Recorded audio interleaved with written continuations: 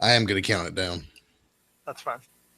All What I right. always do is you count it down 3, 2, 1, and I count it back up 1, 2, 3, and then start. You do it however you want. Okay. And 3, 2, 1. And moving on to Web Warriors number 7 this week. Pat, you didn't get around to reading this, did you? I did not. You know, and Yeah, I didn't think so. if I had time, I might have, but this book really isn't It's not reaching the out and grabbing me and sucking me in. No, it's not the top of your pull list. I understand that. no, it's not. It's not the top of my pull list either, but I do actually enjoy it. This week, however, it was middling at best. So you start out on, to give you a synopsis of the book, you start out on this Earth 138, which is an Earth we haven't seen before. Very much like Earth 2099, it's all dominated by corporations, in the far flung future. Spider-Man is a punk rock star fighting against the man instead of an actual superhero. He's having some issues with the Vulture, so he goes and enlists the help of the Web Warriors. And they fight Doctor Doom 2099. Doctor Doom. Yes, who is, if Howard the Duck were Doctor Doom, that's basically what you got. So they fight him and the Vulture, and that's basically the whole issue. There's some funny bits. There's some good one-liners, particularly from Spider-Ham, and Spider-Ham 2099 actually does show up, but overall it was kind of a middling issue. So don't feel like you really missed anything. It sounds like I didn't miss anything at all. No, not really. In fact, we're going to continue Yeah, moving on to Silk number 8, which was actually far better. it was a much better issue. Yes, I did enjoy this much better than I would have enjoyed that. Yeah. So Thank you. what you've got is we're continuing this Spider Women series. Although I don't know that this is actually a. Oh no, it is a tie into Spider Women. Part 6. Yeah, it's part 6 of this whole Spider Women story arc that's going on. That, as you guys might know, I have very seriously enjoyed, and would really like to see these three on a team together. These But three you being have being, Gwenpool, Silk, and Spider Woman. yeah, Jessica Drew. Yes. So you have Shield has apprehended uh, Silk and Gwenpool, and no, not Gwenpool, Spider Gwen. Gwen Stacy if she were Spider Woman, and Gwenpool is Gwen Stacy. Gwen Stacy if she were Spider Gwen. We need to get that right. Um, they've been apprehended by Shield. So if you haven't read this, the whole thing going on is that the Silk from Earth 65, which is Spider Gwen's Earth, has come over to Earth 616 and is actually a villain. So they think they've caught this villain who's been stealing technology from, you know, Tony Stark and the Fantastic Four and all that. And they think they've caught her. They think she's gone bad. And so they're gonna take her to jail. And lucky for them, they get busted out by Black Cat. And there's some implications here that maybe the good Silk, who is from Earth 616, has actually, she's kind of always been on the fence. She's been this double agent for a while, but she's kind of been on this fence of like, is she a good hero or is she a villain? And you get the idea that maybe she's decided to just screw being a good guy. Yeah, she's definitely flirting with it toward the tail end of this issue. I mean, you know, in her mind, it becomes she's having this talk with the Black Cat at the end, and she, you know, it just becomes, well, look, if they want me to be a villain, then that's what I'll be. Yeah. What do you think of this issue? It was good. It was it developed Silk as a person, and I felt like this whole series has really been about Silk. I don't know what they're trying to do with this whole Spider-Woman series, but I felt like the whole thing has been about Cindy Moon and Silk and fleshing her out. Now, whether that's what it was intended to be or not, that's what it's become, at least in my eyes.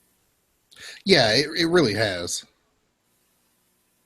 And I think they're really trying to develop all of these Spider-Woman personas that are going on, but her in particular because she's so new.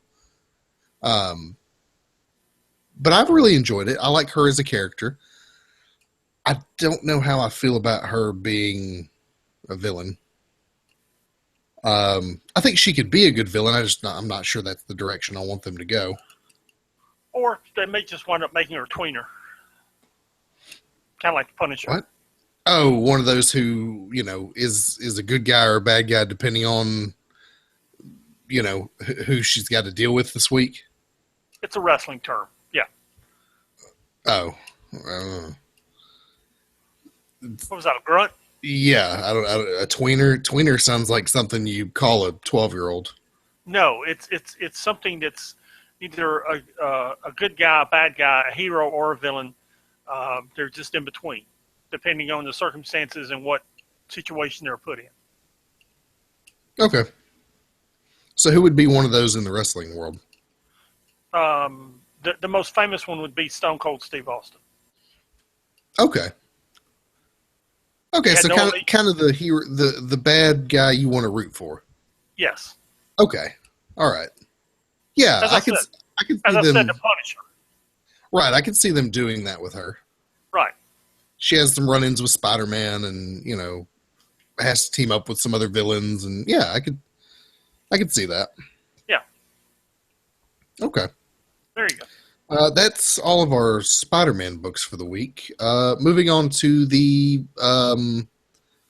mediocre all-new X-Men number 9. We have X-Men books this week, and I don't feel they're mediocre. Okay. So go ahead and tell us about all new X-Men number 9. All new X-Men number 9 is about Kid Apocalypse's birthday, and let's backtrack a second. What is this whole Age of Apocalypse thing that they're doing? Do you know what that is? No, I don't know. I don't either. You got some of them chasing eggs around different multiverses, and you got Kid Apocalypse's birthday, and we're going to discuss Uncanny in a minute. And by the way, Kid Apocalypse is the clone of Apocalypse, who's actually a good guy. Yeah, I don't know what any of this Apocalypse Wars. I'm sorry, it's Apocalypse Wars. I don't know what how any of this is related, other than it gave them an excuse to throw Apocalypse out there at the same time the movie was out and make it look like it was an event when it's really not. Yeah, that's kind of the impression I got, that they just wanted the face in the comic books and something going on when there really wasn't. Yeah, I mean through a series of events in this book, Hank McCoy and Kid Apocalypse end up in ancient Egypt during the Age of Apocalypse. Yeah, I was going to come back to that, but that's where they end up. But you also wind up with the fact that Kid Apocalypse has to deal with the fact that to appear to be happy to everyone, because if he doesn't always appear happy, everyone's afraid he's going to destroy the world if he's in a bad mood. I'd never thought about it, but Yeah. Yeah. It's kind of like pretty much. We're all afraid if our president-elect has a bad day, he's going to blow up the world. So, we can kind of relate. Yeah. There you go. Thanks for that. Yeah, pretty much. Yeah. But that relates to how you feel about, they would feel about Kid Apocalypse. You're afraid if he's not smiling all the time, he's all of a sudden he's just going to grab a couple of X-Men, turn them into 4 horsemen, and destroy everyone. Yeah, I mean, his history is he's a genocidal villain, as it says here in the notes. So you're afraid that's what he's going to become if you make him mad. So and most of the time he is happy, but when he's not, he has to hide it from everyone, and that's really what this story is. Then at the end, he and Hank McCoy do wind up in ancient Egypt, and I felt it was a decent issue. This whole new X-Men story has been about them fleshing out these characters that they brought from the past into the future, and I don't really. First off, it's great art by Mark Bagley, so there's that. Of course, yeah. And they're fleshing out these characters, but I don't really understand what you're doing with them if you're fleshing them out. I don't understand where you're going with them. So yeah, every issue seems to be. There doesn't seem to be a general direction here. Yeah. There, you had the thing with them in Paris, and that was 2 or 3 issues, but it didn't lead to anything. Yeah. So anyway, so then you have X-Men 92 number 3. Dracula's in it. It's based in the X-Men comic book world. And as we said earlier, we wish it was one of the titles that had been canceled, but it wasn't. So does that pretty well sum up that book? Yeah, I mean, if you enjoyed the cartoon series from the 90s, you'll enjoy this book for what it is. But it's nothing to write home about. Yes, that is correct. I was just looking on Wikipedia where you talked about the Web Warriors book that I wasn't paying attention to. The one. Sorry.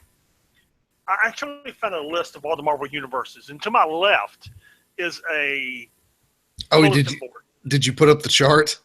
No, but I'm going to put up a chart of all the universes so I can know which universe this X-Men 92 universe is. And there's going to be a chart of all the universes so I can know which of these is. And I'll put it on the website and figure out what all this crap is. Anyway, yeah, there's going to be charts. Next week, there will be charts. Okay. Charts are coming. Yes. That brings us to Uncanny number 7, which, again, I think you took a dump on and I kind of liked. It was okay.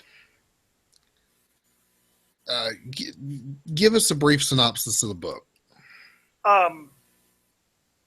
I got Web Warriors open. I'm thinking. Magneto and I always get her name wrong. Psylocke. Yeah. Thank you. I got it right. Are looking for Angel. And they're in a small town in the middle of nowhere where he is apparently an evangelist. Yeah. He's a prophet. And he is a prophet. And they get there.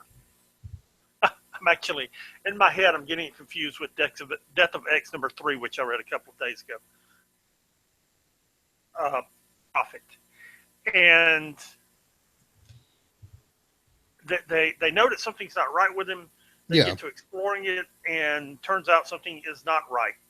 Actually, he's a... so there you go. Yeah. There's a backstory there that I'm forgetting. There's a second story that I'm completely forgetting.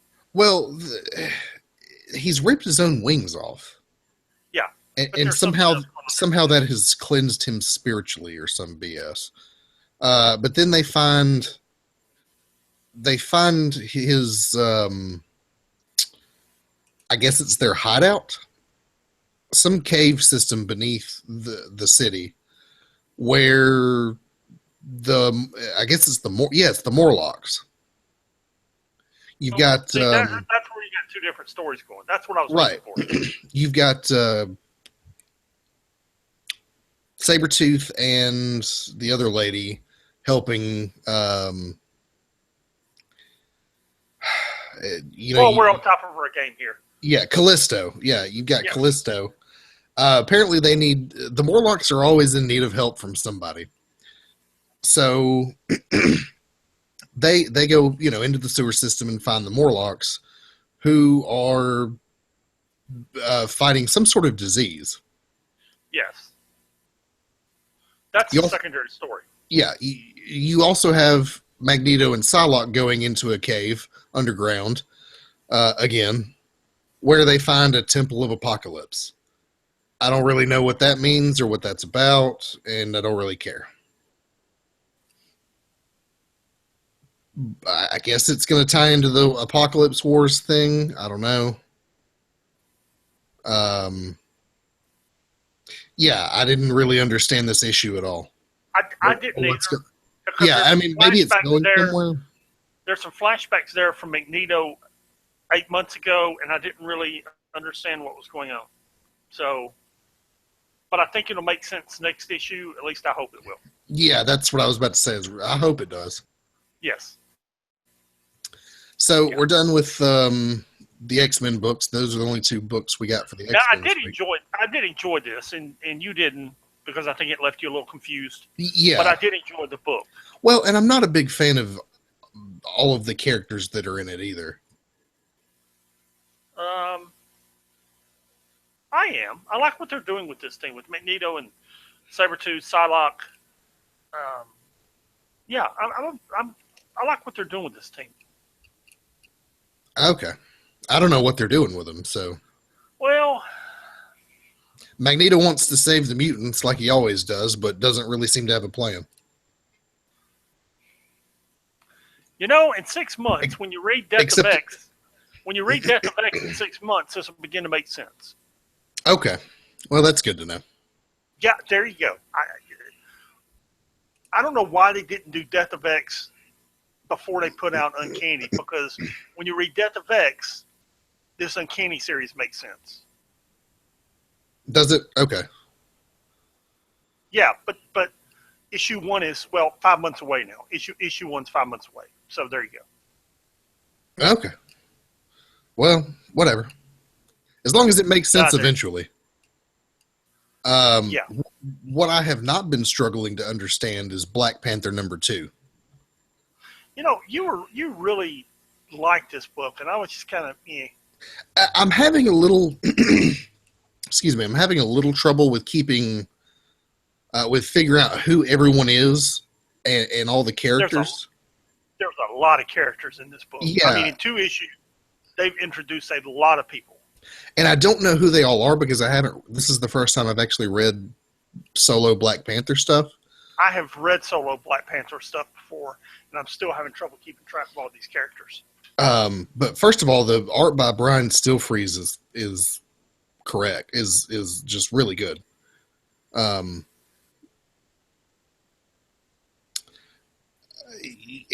just the writing is very good. You've got Ta-Nehisi Coates doing the writing, and it's fantastic, man. It's this whole thing with Wakanda's not doing well. You know, they're in a state of rebellion.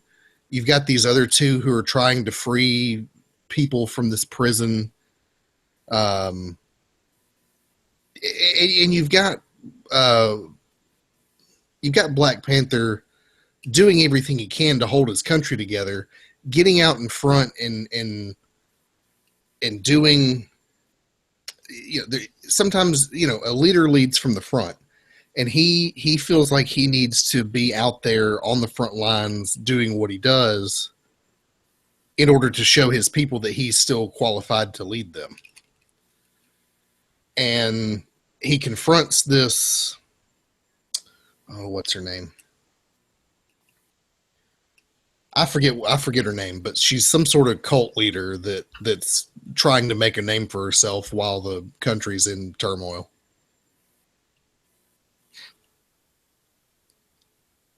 The Midnight Angels? Might be. No, the Midnight Angels are his body. No, I don't know. Okay. Give me your opinion of the book. It wasn't bad. I'm like you. I had trouble keeping track of all the characters. There was one very touching scene, though, where he goes and he fights some rebels, and at the end, all the men of the village are left dead because they were rebelling against the king, T'Challa. And he looks at the children who are very small and says, your king will care for you. And one of the children looks at him and says, but those men already were caring for us. Yeah, that's the part I was talking about is, T'Challa thinks he's being out front and being a king when in fact he's hurting his own people. yeah, and it's complicated because it's what he has to do to squash the rebellion, but at the same time, it's you know, It's just yeah, causing himself more problems. but it's what you got to do if you're going to lead. Yeah, exactly. Yeah. Yeah, Ta-Nehisi Coates is writing this. Brian Stelfreeze is doing the art. Cover's amazing. All the interior art's amazing. It's probably the first every time it comes out, it's becoming the first thing I read. It's also really thought provoking. Yes, it is. If you want, sometimes you just want to watch Thor punch a guy in the face, and sometimes you want something that's going to, after you put it down, it's going to stick with you for a while and make you think about your place in the world and the state of the world and why we do the things we do. And that's this book. Yes. Yeah. And then moving on to something that doesn't make you think is Gwenpool #2, which I really wanted to read. It's still on my reading list, and I haven't gotten to it yet. Oh, you didn't read this? Dude, I really want to see her fight Thor, and I just haven't gotten to it. Oh, dude, it's good. So apparently she's working for, what was it? At the end of issue 1, she got sucked into working for some mercenaries by accident.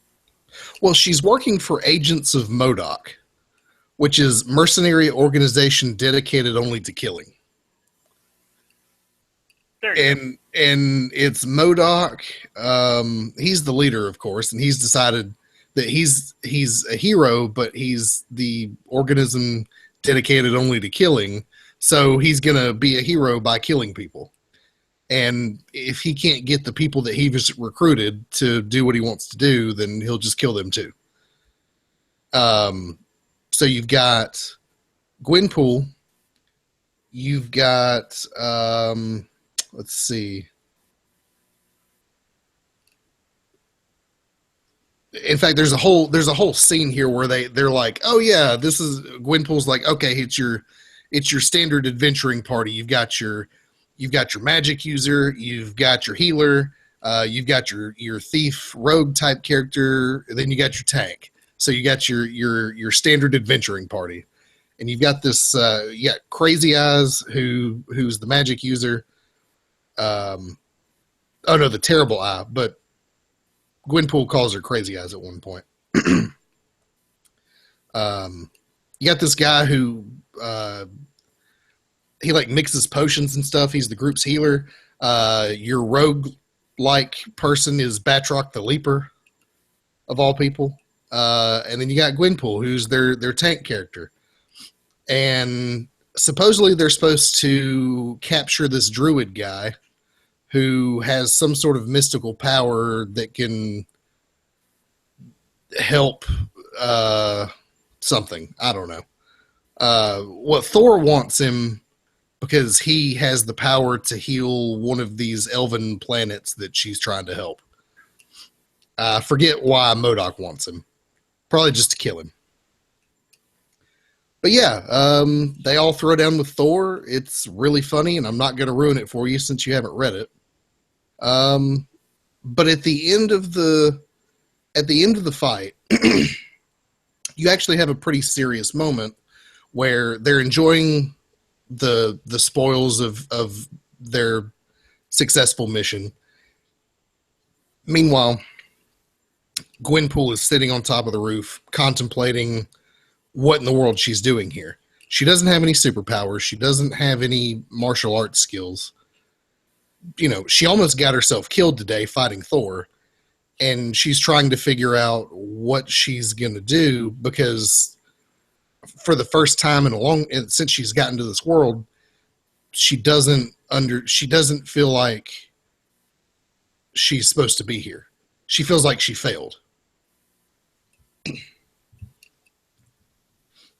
And then her and Batroc have a little heart-to-heart conversation, and there's a nice little cliffhanger at the end. And I won't ruin it for you since you haven't read it, but yeah, for being #2, and for being, you know, a pool book, it was okay. It was actually not bad. There you go. Another book that wasn't bad is Agents of S.H.I.E.L.D. number 5. Oh yeah, I actually really enjoyed this. You know, I did too. I haven't really enjoyed this Agents of S.H.I.E.L.D. series. I just felt like it's kind of ripping off the TV show and, you know, selling books because of the TV show. But this is the first time that I felt like the comic book has expanded into the Marvel Universe on what the show has done. Mm-hmm. And in this issue, you have the background of how Grant Ward, in the comic series, in the 616 universe, Yeah. infiltrated Hydra, how he saved Gorgon's life and got deeper into Hydra, and how he eventually betrays Phil Coulson and Hydra, and how they get the Coulson protocols, which is what they're using to defeat all the superheroes. And you actually see them in an old school Iron Man armor, which in our case is from the 80s. I don't know how old it is in the 616 universe, but in our case it's from the 80s. And you actually see those protocols take out Spider-Man, which you actually see it in the book, the protocols being activated and seeing it defeat Spider-Man, which is pretty cool. And it's a good issue. You see the character of the villainous character of Grant Ward being developed. You see the relationship of he and Coulson and Maria Hill being developed, and then being taken apart. And I'm a pretty big Gorgon fan, so it's nice seeing him here. And you also find out that one of the members on the team has a very short time to live. So I thought it was a pretty good issue, man. Yeah, I mean, it was rock solid, I thought, as far as this book goes. It was nice seeing how Grant Ward ended up in Hydra. You know, at first he's in deep cover, and then at some point he starts really drinking the Kool-Aid and turns all together. Sure. Yeah. And it was nice seeing Spider-Man in this book. But they didn't just shove him in to make him fit, because sometimes when there's a guest star, like Spider-Man was in Inhumans a couple of months ago, a couple of issues back. Yeah. And it felt like he was just really shoved in there. Whereas in this, it felt like it was really a natural fit. You know, that they wrote him in nicely and then just shove him in there to sell books. So yeah, it was a good issue, man. I enjoyed it. Yeah, I feel the same way. What was not a good book was Guardians of Infinity number 6. We've discussed books that we hope were canceled, and this is on that list. Man, yeah. You know, I like the Guardians of the Galaxy, but I honestly don't care about any of these characters. Here's the thing. Yeah. If you took the backup stories and just made an issue of the backup stories, I would enjoy it. I mean, because the backup stories, in this case, you know, the Kitty Pryde Gamora story, yeah, is pretty good. All of the backup stories have been good. This main story with all these Guardians from different universes and this villain who's taking people's brains and attaching them to different parts of his body just sucks. Yeah, and then they put another brain into Rocket's body, and he's like a French guy, and it just I thought doesn't it was Russian, work. but whatever. French, Russian, whatever. Well, he's supposed to be like a Napoleon Bonaparte knockoff. Okay, whatever. It just it sucks. I don't care. You know, and that's the thing is, I don't have a reason to care. But these backup stories with Gamora and everything are much better. You know, much better. In this backup story, you have Gamora and Kitty Pryde. They go searching for somebody. I forget what it is, but they end up fighting a bunch of Chitauri and blowing them up. Yeah, and Gamora doesn't have much respect for Kitty's fighting abilities when they begin. And at one point, you know, Kitty asks for a sword, and Gamora asks her if she knows what to do with it. And apparently, Gamora doesn't know that Wolverine trained her in Japan. So, when they get through, Gamora's like, "Oh, you do know how to fight." Kitty's like, "Yeah, you never asked." Yeah. Yeah. And, So, and if that, if that's all we got, if it was just that story, I'd have been fine with that. yeah, but instead you get this thing that takes up 2/3 of the book, and it just sucks, man. Yeah. Hopefully it'll get the can soon. Yeah. A book that actually did get the can this week was Illuminati #7. Yes. This was the final issue. Yeah, and the Hood has always been. Brian Michael Bendis developed him. I think about the time that he first developed the New Avengers. I think he was a New Avengers villain, if I'm not mistaken. Yeah, he was. And when they first Illuminati #1 and 2, when I heard it was coming and I heard the Hood was going to be involved, possibilities. And the first 2 or 3 or 4 issues were just bad. Yeah. And then it got better. And now they finally, in issues 6 and 7, amped the Hood's powers up to where it should be, but it's just too late to save the book. And even this issue is just kind of bad. Yeah. Issues Well, 5 and 6 were good, but even this issue where you've got him finally at the power level he should be, it's just bad. yeah, and I always got the impression that Parker Robbins, who is the Hood, has a lot of power, but doesn't often know what to do with it. I mean, the dude held the Norn Stones at one point in time, and couldn't do anything with them. Right. And you get the idea that he's just this bumbling, purse snatcher who stumbled onto some mystical artifacts and wants to destroy the Avengers and wants to rule the world, and is really just a bumbling buffoon. Well, I think the moral of this issue, and maybe of Parker Robinson, is that the power is just too much for him. Yeah. I mean, it's simply more than he can control. And, yeah. Power corrupts, and absolute power corrupts absolutely. And what his ultimate goal was, particularly after the whole Pleasant Hill thing, was to get if you take all of these B and C list villains that the Avengers beat up on a regular basis, and you put all of them together working towards one goal, you could make them a force worth their time. You could make them a real threat, particularly under strong leadership, which was what the Hood wanted to do. But you have Titania and the Absorbing Man. They decide that they're going to turn over a new leaf. They take the Hood out, and that's pretty much it. And in some of the books that we've seen already, and some of the books that are coming, I've happened to already read a couple of them. There's a lot of the villains were pretty happy in Pleasant Hill, and if they could just go back to Pleasant Hill, they'd be pretty cool with it. It's pretty funny. Yeah. A lot of them are, it's the happy life they always wanted, and they feel like that was the thing that got stolen from them. Yeah.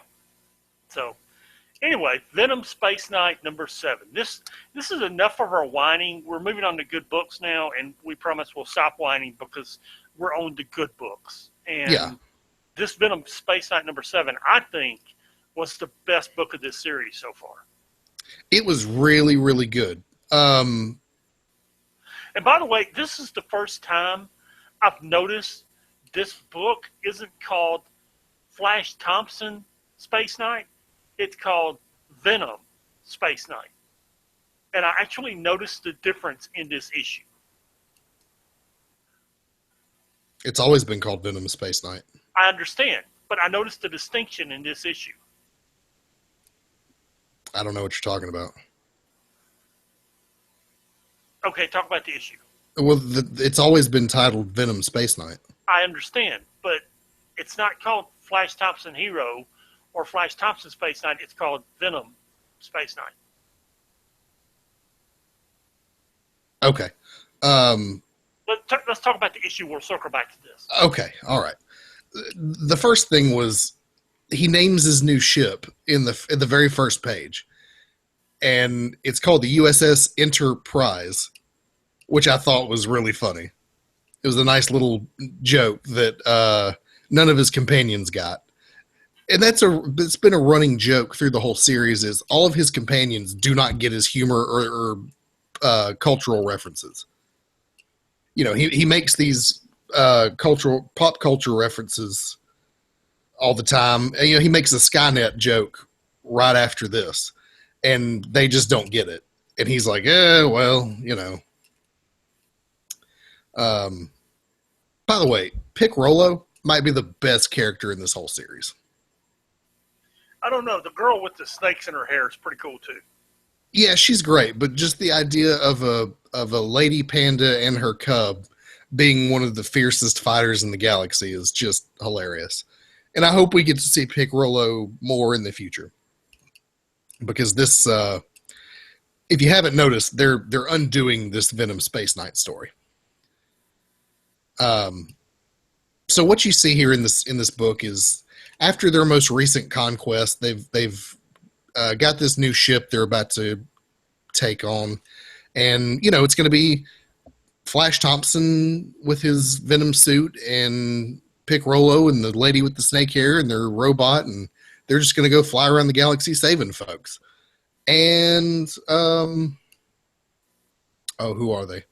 Another Space Knight of the Cosmos show. Yeah, the Agents of the Cosmos shows up and is like, yeah, we got to have a talk. Let's talk without our suits on. She takes her suit off. Turns out she's a Skrull, which Flash Thompson really doesn't like Skrulls. And also, as we'll discuss a little later on in the Guardians of the Galaxy book, guys having a hard time with Skrulls this week. Guy's just running into a lot of Skrulls, and he can't get away from them in space. So he's not real happy about this lady being a Skrull. And they have this conversation about, you know, his Clintar suit was corrupted, and it had to be purged. And sometimes when that happens, they have to monitor these suits because they don't always stay pure. Sometimes that corruption is too deep for them to root out, and the corruption being the anger that's inside the suit. Yeah, the anger and the rage that is inside the suit, which is what was going on with the Venom suit for the longest time. And then Flash Thompson goes to space, finds a whole planet of these Clintars, and purifies the suit and becomes Venom Space Knight. So they're having a discussion. And Skrull Lady basically tells him, yeah, we're going to have to return it to the universe. And Flash Thompson says, that's just a really nice way of saying you're going to kill him.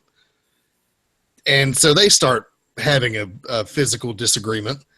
And then the two suits begin having a physical disagreement. And then you have Pick Rollo and the lady with the snake hair. They decide to jump in and help their buddy Flash Thompson out.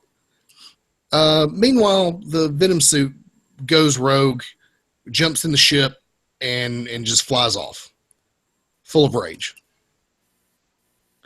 So what you're seeing here is, you know, now Flash Thompson's without his suit. It's gone rogue, and it's on its own, and it's just flying through space. And I think this is where they're going to start dismantling this whole Space Knight thing. We're going to go back to Venom being a villain. Yes, Venom's separate from Flash Thompson. Yeah. I was saying in the beginning. Oh, is that what you meant? Yes. Okay, because I was like, yeah, it's always been Venom Space Knight. I don't know why it's different now, but... Because Venom is now separate from Flash Thompson. Yeah, but he's not going to be he's not going to be a Space Knight. Nobody's separate from Flash Thompson. Yeah, which is what they're going to do now. Which is to me, that's a real shame. And they're actually relaunching this Venom series in the future. So it's a real shame because I feel like this whole Flash Thompson basically being the Green Lantern has really worked out, and I'm really enjoyed it. Yeah, they're going to wind it down during Civil Wars and then relaunch it afterwards. I'm not. They're going to relaunch it during the Marvel Now series in a few months. Yeah, and I kind of like the idea of Venom being a hero for once. It was a new idea that nobody had done, but apparently it just wasn't selling. I don't know. I'll have to look at the figures, Yeah. which Bummer. are always a touch away. And again, fantastic art by Ariel Olivetti, who's just killed the whole series. Probably one of the best drawn books that Marvel's putting out at the moment. For some reason, I have 1991 sales figures up. Why are you looking at 25-year-old sales figures? Dude, you know me. I'm researching. Right. It's hard to be the master of everything without research. Come on. The master of everything. How do you think I spit these answers off the top of my head without researching this stuff? I got you. Then we arrive at Vision number 7. And as we've talked about in the past, this is definitely one of the best books that Marvel's putting out. I'd say this is my favorite thing that they're publishing every month. And it's just so eerie and unnerving. And this issue starts out with Vision and Wanda Maximoff, Scarlet Witch. And I'm fairly sure this is the first time they've been intimate with one another. The very first page is the two of them sitting in bed together in what looks like, the afterglow of... Anyway, which is a whole another thing because he's an android. And it's kind of an awkward situation. And the Vision decides to tell a joke about a talking toaster. And it's actually a pretty funny joke. And it gets retold 2 or 3 times throughout the issue. Yeah, I mean, here's the joke. 2 toasters are sitting on a counter. One toaster turns to the other toaster and asks, "Do you sometimes feel empty?" Then the other toaster says, "Oh my God, a talking toaster," which Wanda thinks is really funny. And it's also kind of apt being, it's his, he's observing the fact that he is an android and making a joke about it. So the rest of the issue is basically a quick recap of their whole relationship, Vision and Scarlet Witch. At one point you've got them fighting. I'm not sure who they're fighting, but, instead of fighting this villain, they're making out behind a tree somewhere. Graviton. Graviton. Okay. I didn't recognize the villain. And they've got the whole Thanksgiving with the weird family with, the Wizard and Bova Avshir and Agatha Harkness and Quicksilver and Wonder Man.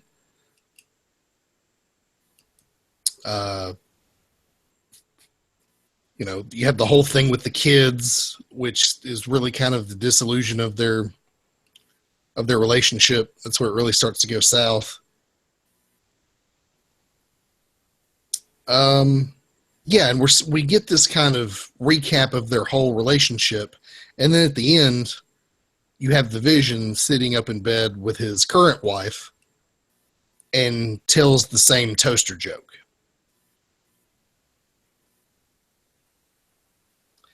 And the last line is, "In the end, we begin again, and everything is new and different."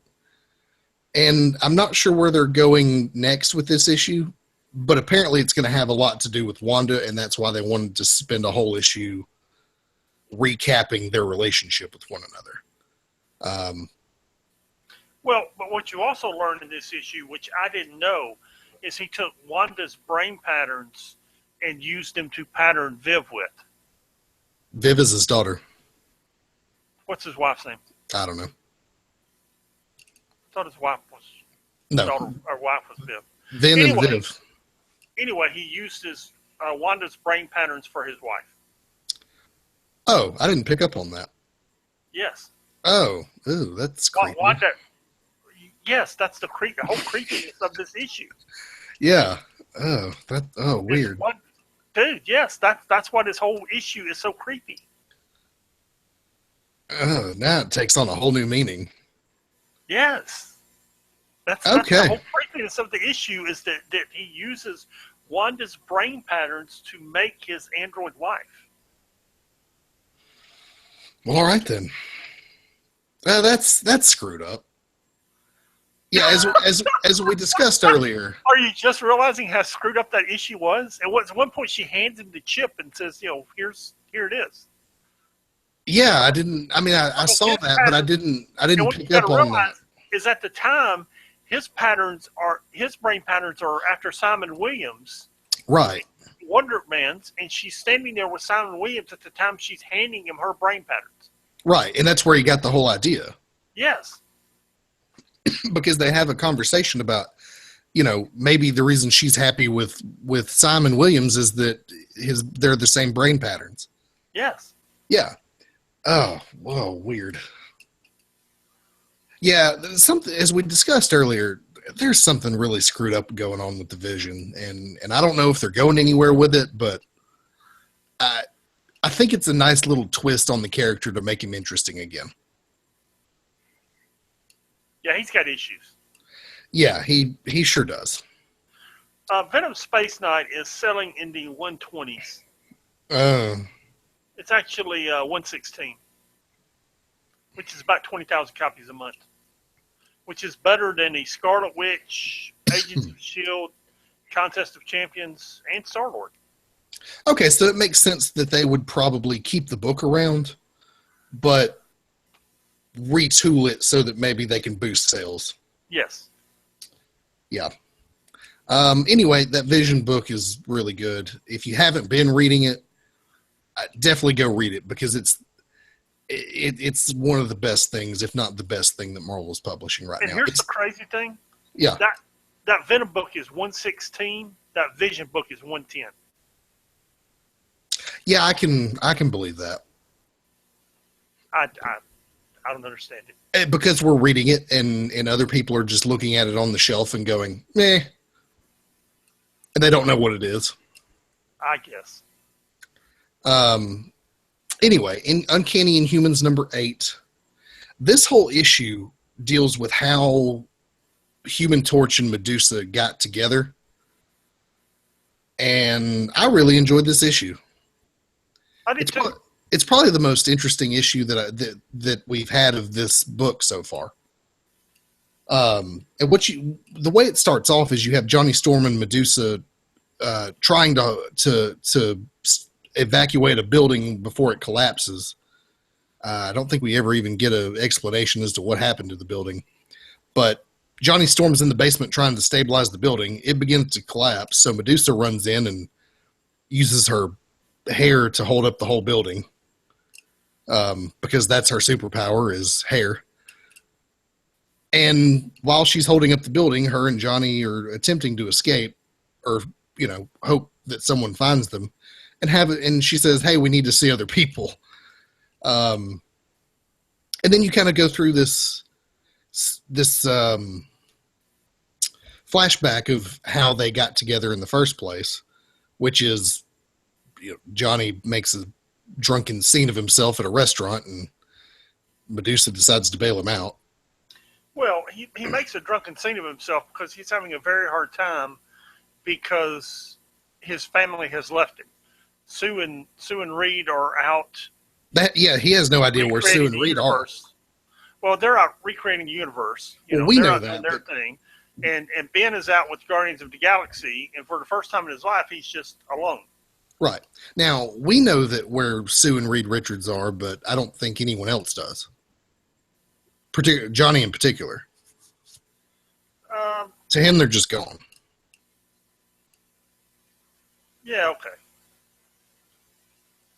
So she decides to make him a superhuman liaison to the Inhumans. And, a relationship sparks up.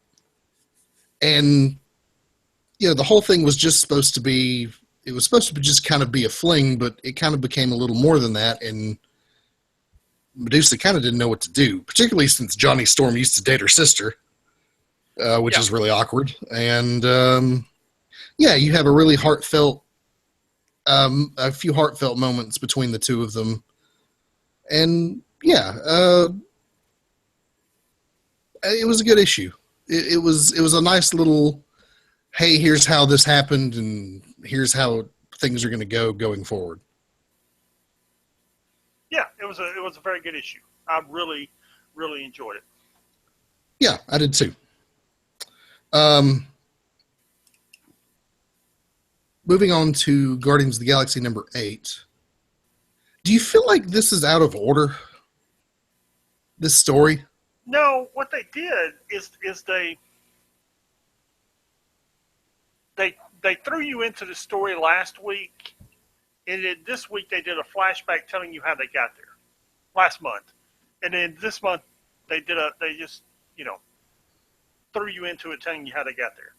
Okay, all right, that's fine. So basically, I mean, it's not out of order. It's they're sending different members of the Guardians to different places. So this is kind of a flashback saying, this is how we got there. Yeah. So give us a synopsis book. I'm actually trying to figure out what Deadpool was about. Oh. Seriously, it was the first thing I read last Monday because I was so excited about it, and I'm trying to remember everything about it.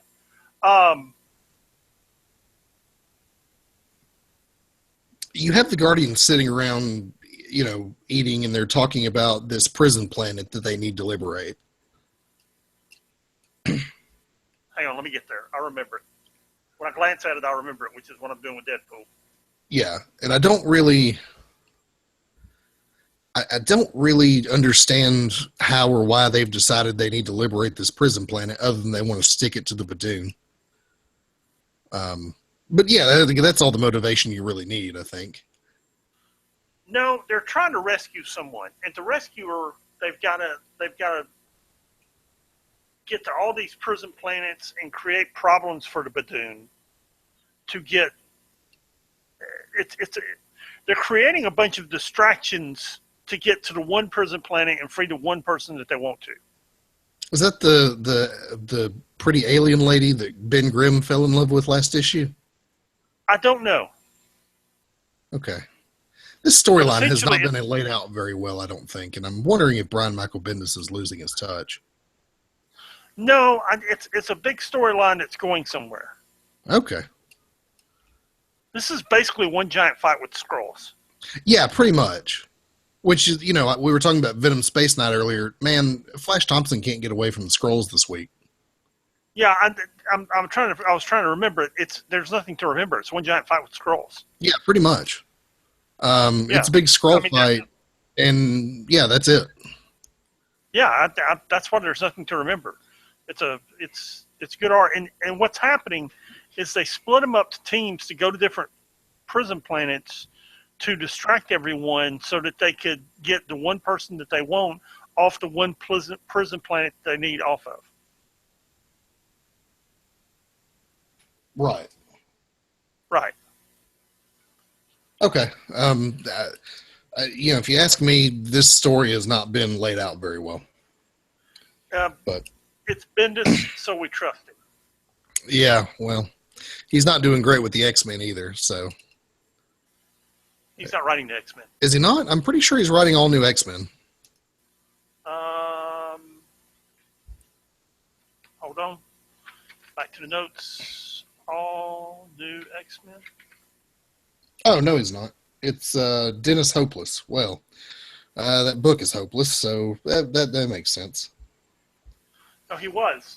Yeah, he was writing all new X-Men for a while. Right, before Secret Wars, he was writing it. Okay, well, I guess he's off to other things then. Right. Probably producing Powers. Yes. Okay. Yeah, anyway, Guardians of the Galaxy, big fight with Skrulls. It's going somewhere. We trust. Yes. So tell me about Deadpool number 11, because I didn't read it.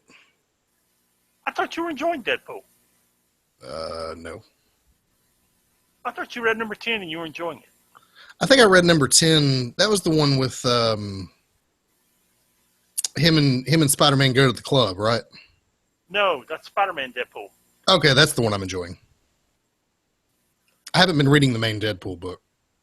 The main Deadpool book is very good because what you have is we're diving into why Deadpool is mad, insane. And there's been a lot of people messing with his head over the years. Mm-hmm. And one of the things he did is he and Sabretooth killed his parents. And in the last few issues, we've been trying to discover what happened. And what basically happens is he's got a book with things written down in it. And every now and then he remembers the book and he goes through it and he tortures all the people that are in the book. So like once a year he remembers the book and goes and tortures everyone in the book. And everyone sees him coming and they like freak out when they see him coming because they know that they're going to torture him. He's going to torture them. And then he's going to forget it. And then a year later he's going to remember it and go do it again. So it's just like periodically they see Deadpool coming and they know that they did something to him and they know they deserve it, but they just hate it. And we're talking ninjas and mafia and Sabretooth, and they're like, just dude, can you just kill us and get it over with? And he's like, no, I'm going to torture you, and then I'm going to forget it, and then I'm going to come back and do it again. So he's actually figured out a way to kill Sabretooth, which is he's going to take a Terrigenesis mist and give it to him through an inhaler. And there's a guy who gets in touch with him and knows the truth and says, look, Sabretooth didn't kill your parents, you did. And Sabretooth was actually there and tried to stop you. Yeah. And which is all good. So what's basically Deadpool decides to kill him anyway, and at that point Magneto shows up and decides you don't need to do that. And Magneto explains it to him in a way that Magneto can. Mm-hmm. And yes, the classic Magneto lecture. Yes, the classic Magneto lecture. And then Magneto is going to kill Deadpool anyway. And Deadpool whispers something into Magneto's ear and says, this is why you want to keep me alive. And you don't know what he whispers into Magneto's ear, but Magneto lets him go and says, okay, I'll keep you alive for that. And flies away. And then Sabretooth says, you got to get your stuff together, and rides off because you're really messed up. And then Deadpool goes sees Doctor Strange. Oh, Doctor Strange. Yes, okay, Doctor Strange. I might go back and read this book now that Doctor Strange because apparently Doctor Strange is one of the people on this list.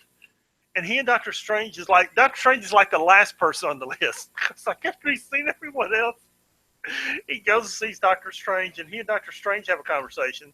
And after Deadpool leaves, Wong steps out from behind the wall with an AK-47.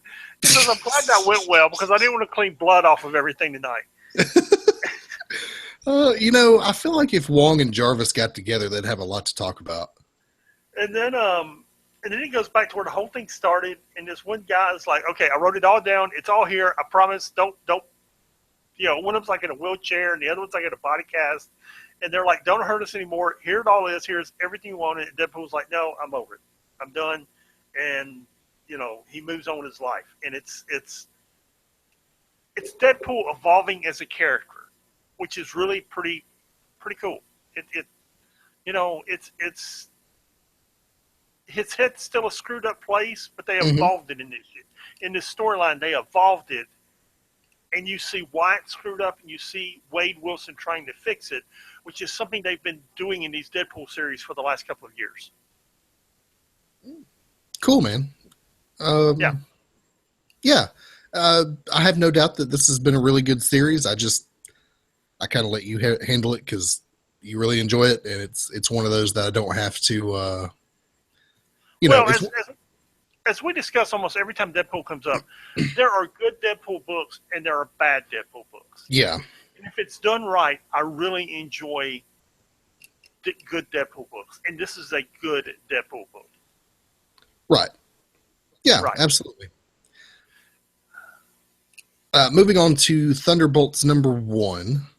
I always enjoy the Thunderbolts in whatever iteration the team is. But this might be my favorite lineup. Dude, when I read this, I think I sent you a text saying, "Dude, Yeah, you you got to read." texted me. Yeah, yeah. I was saying, "You got to read this right now."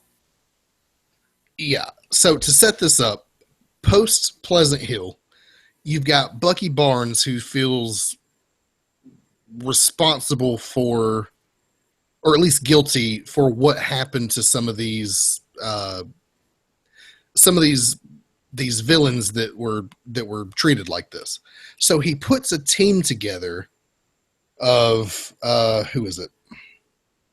You got Bucky Barnes, you got Mach 10, you got Atlas, you got Moonstone, who's always Moonstone always seems to be on the Thunderbolts teams, and the Fixer.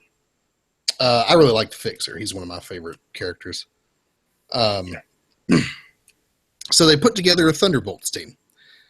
And in the first couple of pages, they're infiltrating a shield base for, what is it? They're getting information or something like that. Yes. What information was it? I don't. Or do we ever find out? I'm not sure we ever find out. Anyway, so they bust into this shield place, this shield base, and steal some information and get out. They fly back to New Mexico, where their underground bunker is situated, and waiting for them at the base is Kobik. If you don't know who Kobik is, she was the sentient fragment of the Cosmic Cube that created Pleasant Hill. So now we know where Kobik's at. Okay, let's stop and talk about this in a moment. Yeah. What you have is a cosmic cube, which is the power to create anything, all reality, anything you can think of, the cosmic cube can create. The cosmic cube is a cube that you can hold in the palm of your hand, and you simply think about it, and the cube creates it. Well, S.H.I.E.L.D. took that cube and put it in the form of a 4-year-old body. And in the form of Kobik, it has the size, maturity, and mentality of a 4-year-old body. Yeah, So, for all intents and purposes, it's a 4-year-old girl with infinite superpowers. yes, it's a 4-year-old god. Yeah, there you go. With the maturity and mentality of a 4-year-old god. Yeah, I mean, at one point, they get back to this little underground base that they're at, which I think is probably one of Nick Fury's old hideouts. Sure. And it's in, it's an underground bunker. It's, it's concrete and dirt, and Moonstone's complaining about the water. The other guys are complaining about the food. Yeah, because he literally just pours himself like 3 bowls of cereal, and that's all they're eating. So during the night, Kobik decides, hey, I'm going to fix the place up. So she just kind of snaps her fingers and spruces the place up. All of a sudden, immaculately. All of a sudden, it's a clean top of the line secret, superhero base with fully stocked food, beer, everything. Yeah, everything. And everybody's like, oh, okay, this is great. And then Bucky's like, listen, you can't be doing this. First of all, they're going to pick up on your energy signature and know where we are. Second, warping reality to your whim is just something we don't do. Yeah. Yeah. So all that happens, and then they have to go out on another mission, which Kobik stows away on. So all of a sudden they're all out on this mission, and all of a sudden she shows up. And she didn't stow away. She just decided she was bored, and when she got bored, she transported herself to where she was because she can. Yeah, she was like, "Well, I'm going to go with them," so she just poof into wherever they're at, and they find themselves in this underground. It's always underground. This underground bunker with all these pods or eggs, or we're not really sure what they are. I I think Fixer makes a statement that they look a whole lot like the Inhuman cocoons, but you never see them in one more than a few of them in one place. So they have a discussion about what to do with them. And I think it's Moonstone that wants to destroy them all, and Bucky says, no, we can't do that. We don't even know what they are. And they kind of get into a fight about it. They're Terrigen cocoons. Terrigen cocoons. Are we sure? Yes. Okay.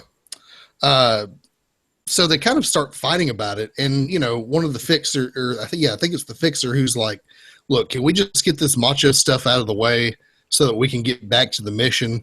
And Kobik says, "Sure, I'll do it," and rips the heart out of Moonstone.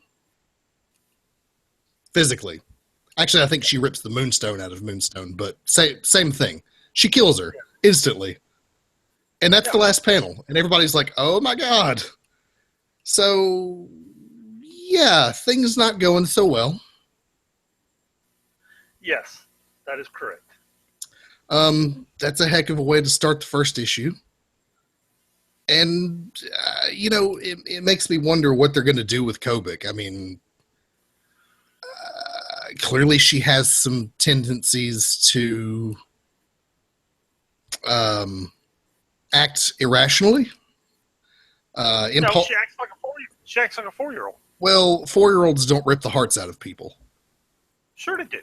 To her, it was a game. They said whoever controls the Moonstone's in charge. So she said, okay, I'll get the Moonstone. And she went and got the Moonstone. Yeah. Moonstone made it a dare. Said whoever gets the Moonstone away from me can lead. Coach said, okay, I'll get it. Yeah. Anyway. I have a feeling going forward, Bucky's going to have a lot on his plate with this Kobik thing. Anyway, it was a really good first issue, and I'm definitely going to be continuing to read this book. I always enjoy the Thunderbolts anyway, and they got me hooked in with this. Yes, absolutely. That's all our Marvel books for the week, so let's jet across the galaxy to Star Wars land. With Darth Vader number 20. Did you read this? I got like half of it read. That's what I was reading last night when I fell asleep. Okay. It was really good. Because I wanted to read this and then Gwenpool, and then I fell asleep. So what you've had is, after the destruction of the Death Star, the Emperor has been... grooming. He's been grooming for a while, but he's had some suspicions of, not suspicions, what's the word I'm looking for? Doubts about Darth Vader's faithfulness, so he's been he's doubtful, raising other apprentices. Yeah, he's been doubtful of his abilities. Are you the strongest apprentice that I could have? So he's groomed other people, other Force sensitives, to test Darth Vader. And they have this conversation about how he's come out on top and is the strongest. And Darth Vader basically tells him, if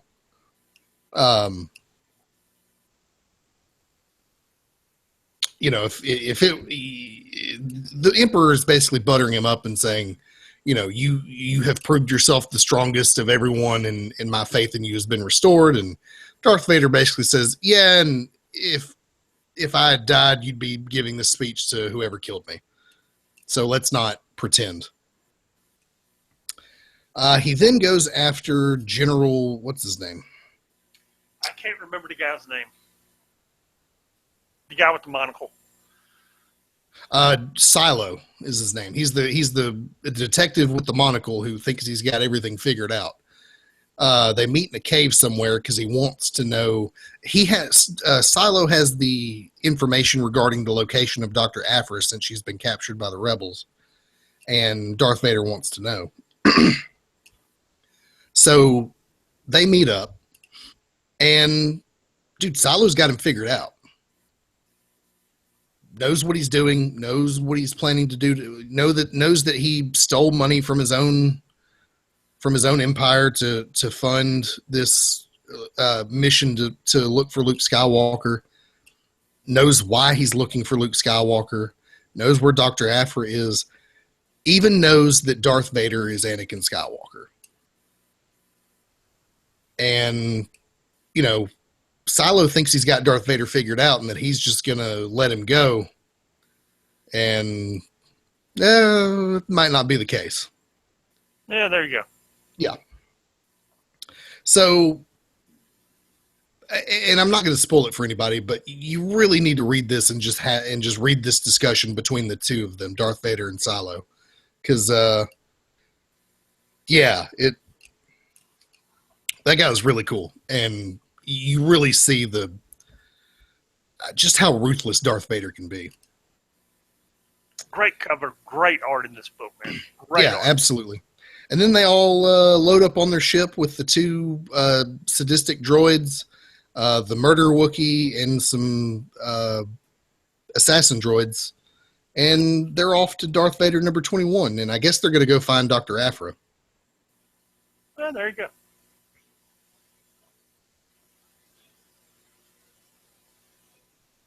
Yeah. Great art, man. Really good art. This book, I have the best art of anything I'm reading. There may be something with the better art, but Salvador Larroca and who's the other one? Mike Norton are doing the art in this book, and doggone is this art good. Yeah, it's fantastic. So that pretty much wraps up all our books for the week. What was your favorite? You know, it's a toss-up between the Thunderbolts and the Illuminati.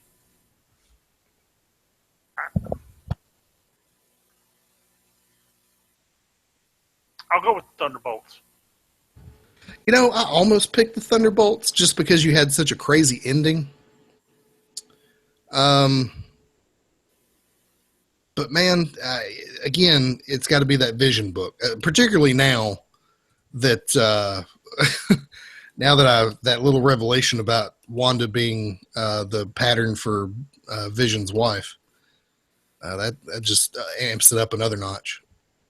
Yeah, that's just a weird book, man. Yeah, it sure is. Definitely my favorite. Other mentions was maybe that Uncanny Inhumans book, and that was a good book. That Black Panther book is really good too. That Black Panther book is going to be one that I actually, when it's all said and done, I'm going to go and buy the physical hardback copy of that and put it on a bookshelf. I was at Bob's, man. That's a great store he's got. I don't know if you've been in there since he remodeled it. Oh, did he remodel it? Yeah. When did he remodel it? He said 2 or 3 years ago. I was in there about 6 months ago, and I don't remember him having done it. Maybe it was a year ago now, but I don't remember it being like that. But he's got all kinds of hardbacks and action figures. Yeah, so he's moving into that like comic books plus sort of thing that you're seeing with modern comic book stores. Yeah, we talked about it, man. He doesn't make any money off new issues. No, of course not. You know, it's all trade paperbacks, and I mean, he had a guy in there. He had already sold. It was 11:30, and he had already sold $450 in back issues from a collection he bought 2 days ago. That's cool. And for those who don't know, Bob's Comics is a local comic book shop in the Birmingham area, and he's been around for a long time. I mean, Bob's has always been the place. If you're looking for back issues, Bob's probably got it or knows where to find it. So, yes. You know, even if you're... When Jason Aaron goes to buy comics, when he's in town, he goes to Bob's. Yeah, he does. You will find Twitter. If you go to Jason Aaron's Twitter feed, you will find pictures of him at Bob's. Yeah. And of course, you know, Jason Aaron's a local Birmingham guy. Well, actually, I think he's from Jasper, but same difference. Yeah, and yeah, he shops at Bob's when he's in town. Yeah. Anyway, what is our classic read for this week? I meant to bring it up a couple of weeks ago, and I think we ran long, and there was something else for the classic read. It may have been Doctor Strange week. Yeah, we talked about Doctor Strange last week. But the first appearance of Moon Knight showed up in a Werewolf by Night book, which was 32 and 33. And then the first solo series of Moon Knight appeared from 1980. And I never get this guy's name right. Who drew that book? Bill Skinowitz? Sienkowitz. Sienkowitz. Yeah. So it's the first awesome artist. It's first appearance in Werewolf by Night. Then he did the art in that first series, and they like in 1 week they put out like the first 25 issues of that Moon Knight Volume 1 from 1980. That's a great run of him drawing that book, and I forget who wrote it, but that's a classic Moon Knight run right there. And those came out just a couple of weeks ago on Unlimited, and they are there for your perusal. Awesome. Yeah, I've always liked Moon Knight. I really like what they've been doing with him in modern times. Because he was a little more, back in the 80s, he was a little more wacky. Yeah. They took him in a, okay, now he's psychotic sort of thing in the more modern iterations. Right. But some of that old Moon Knight stuff's pretty good. I've flipped through a little bit of it. Yep. Anyway, that pretty much wraps us up this week. You got anything else you want to mention? I don't. And to leave our true believers with a little wisdom, always check the bottle before you pour it into the washing machine, because that's how you end up bleaching all of your blue jeans and having to buy new blue jeans. So always read the label. Is this what you did? Recently, yes. I was like, okay, just throw the jeans in, pour this. Wait, that doesn't look like deter crap.